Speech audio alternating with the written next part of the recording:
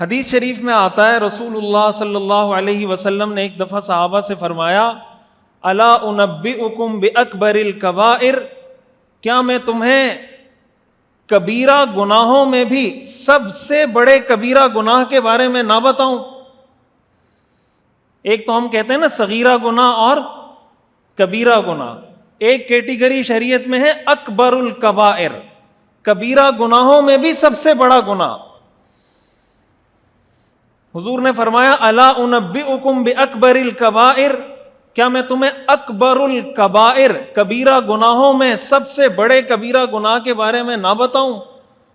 صحابہ نے فرمایا بلا یا رسول اللہ، یا رسول اللہ ضرور بتائیے۔ آپ نے فرمایا الاشراک باللہ، اللہ کے ساتھ کسی کو شریک ٹھہرانا، وعقوق الوالدین، والدین کی نافرمانی کرنا۔ صحابہ فرماتے ہیں آپ نے یہ دو باتیں ارشاد فرمائی، شرک، والدین کی نافرمانی،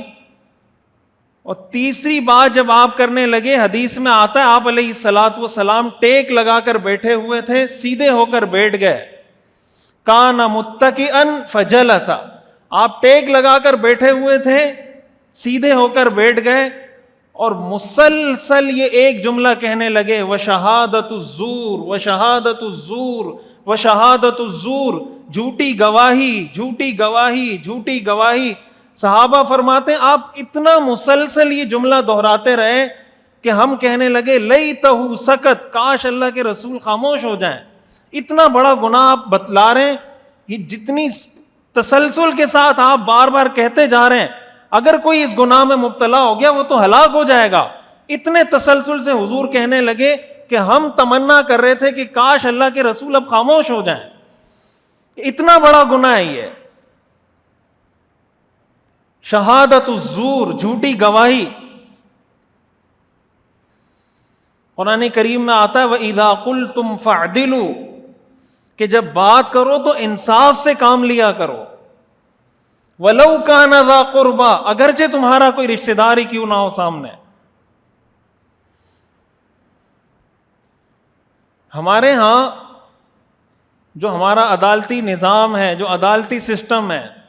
ایک تو ہمیں یہ چیز اپنے گھروں کے اندر، اپنے فیملی سسٹم کے اندر اپلائی کرنی چاہیے۔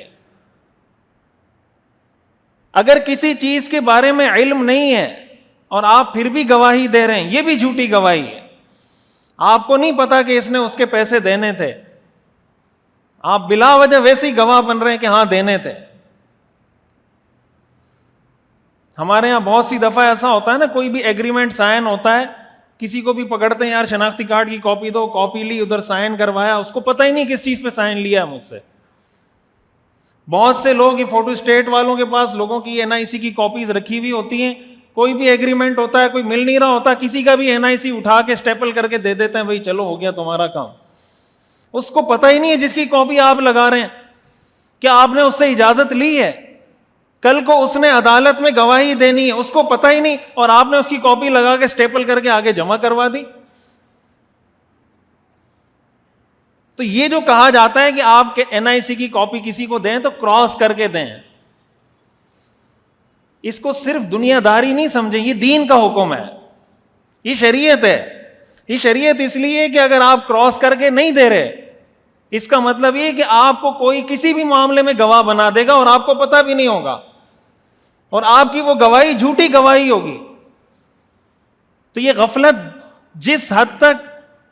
کوئی فوٹو اسٹیٹ والا یا کوئی دوسرا آدمی کر رہا ہے وہ گناہگار ہے، جس حد تک غفلت جس کی فوٹو کاپی ہے NIC کی وہ بھی گناہگار ہوگا کہ وہ یہ غفلت کیوں کر رہا ہے۔